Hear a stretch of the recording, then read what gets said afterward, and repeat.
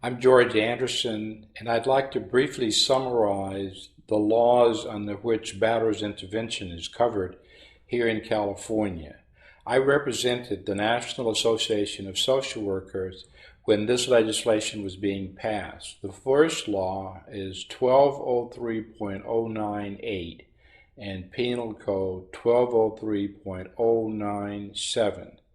Essentially, the law establishes that it is the probation department in each county in California that is responsible for determining the standards for batterers intervention in that particular county.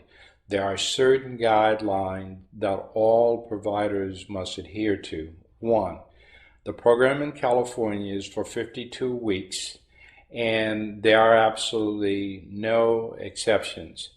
All providers must complete 40 hours of training in batterers intervention that must include content and substance abuse, violence, as well as topics related to cultural differences in violence prevention.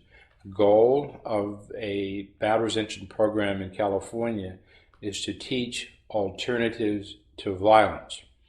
Each provider, after being certified, must experience under supervision 1 year of batterers intervention.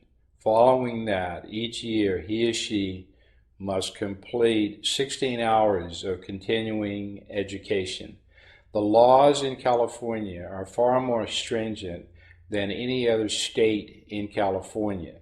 The ideal program is one in which there is a curriculum that is in the major languages that are used in California. The Anderson curriculum was written to be consistent with the law. Therefore, it includes client workbooks in Spanish, English, Japanese, Korean, and Russian. And the workbooks are in relation to the facilitator's guide, which is part of the training that is received by those in California who are certified in this model. Before the legislation on batterers intervention was passed in California, I was contacted by the National Association of Social Workers. They asked if I would represent the association in getting these laws established. And so essentially, the legislation was carried by John Burden of San Francisco. The initial legislation was actually for a 32-week program. Mr. Burden explained to us is that if we accepted a 32-week program, he would do what he calls catch-up legislation the following year, making it 52 weeks. So I was placed in a really unique position because I knew in advance what the requirements would be for batterers intervention providers in California. And therefore, I immediately began writing a curriculum that was going to be consistent with the new standards. And so the standards that are in legislation, which would be Penal Code 1203.097 and 098, requires that the probation department in each county is held responsible for establishing, maintaining batterers intervention programs in each county.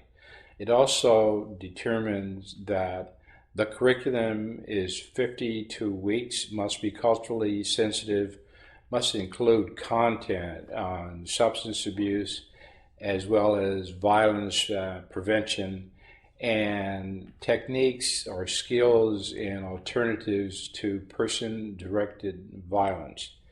In the curriculum that I wrote for this particular purpose, the Anderson model of domestic violence intervention, our legislation, or our curriculum, was drafted to include every single thing that was in that legislation. This model is the only one that is published that is consistent with the legislation. California, by the way, has the longest program in the nation. We are the only state that requires 52 weeks. Finally, each provider must take 40 hours of training in order to be certified. And following that, they have to have 16 additional hours each year on topics related to batterers intervention. Actually, during the period in which we were focusing on getting the legislation passed, I disagree with many of the components, or at least some of them, that were going to be included. For example, each batterers intervention session must be 2 hours. I don't think that's realistic. It's really not reasonable to expect a person to be able to maintain concentration at 2 hours without a break. And so that I fought to have the legislation limit the sessions to 1 hour. But I quickly learned that part of the motivation for making it 2 hours was punishment. It was a clear design on the part of those who were interested in the legislation to make the batterer suffer. So they wanted him to be stuck with 2 hours. And so I quickly realized that in passing any type of legislation, there has to be give and take. So I couldn't get everything that I thought was reasonable, but I got some of the components that I thought were reasonable. For example, I believe that the content should be culturally sensitive.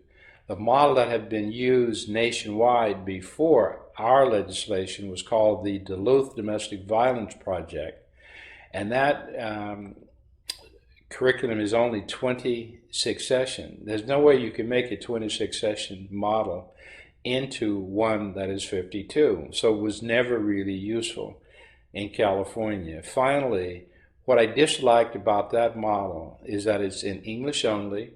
It has absolutely no interest or content in anything that is culturally sensitive. And so that I wanted the California legislation to be useful for the people here in California. We are the most diverse state in the nation, and therefore I believe that we should have curriculum that is useful for the people who take the class.